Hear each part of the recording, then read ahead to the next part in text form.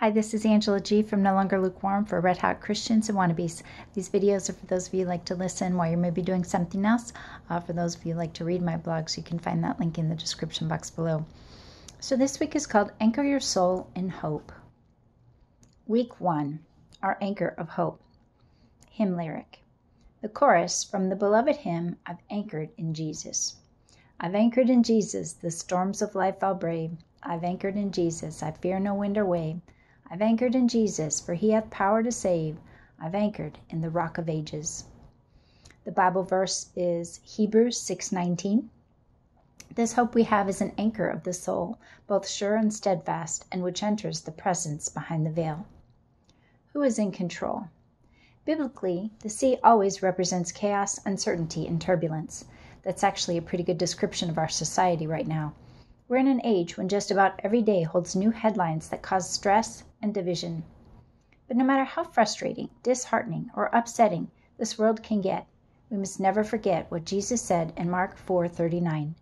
Peace be still. He said it, and with just those 3 little words, the wind and the waves obeyed. Peace and calm were restored, and Jesus rebuked his disciples for not having faith. See, even when the wind and the waves of our societal seas rage, nothing happens to his servants without his say-so.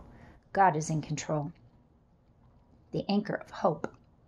In Hebrews 6:19, the sea is the world, and the waves and the storms are the troubles we face in this life. As Christians, we are the ship, and Jesus is our pilot or captain. Our anchor is our hope, and the cable that connects the anchor to us is faith.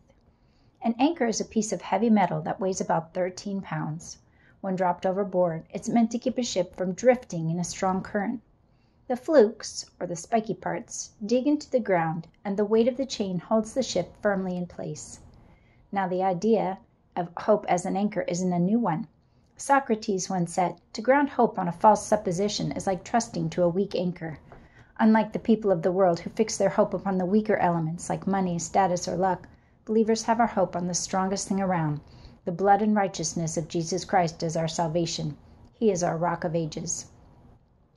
Where do we lay that anchor? But ships don't put their anchors down right where they are. They try to secure them near a port or a reef. So where does our anchor go to hold us steady when storms would try to carry us away? According to Hebrews 6:19, it goes behind the veil. Now, in Old Testament days, regular people couldn't access God directly. Instead, priests had to intercede on their behalf by making sacrifices in the temple's holy place. Only once per year could the high priest go behind the heavy ornate curtain called the veil. It was there in the innermost chamber, the Holy of Holies, that the presence of God could be found. After Jesus' death and resurrection, the temple's veil was torn in two from the top to the bottom.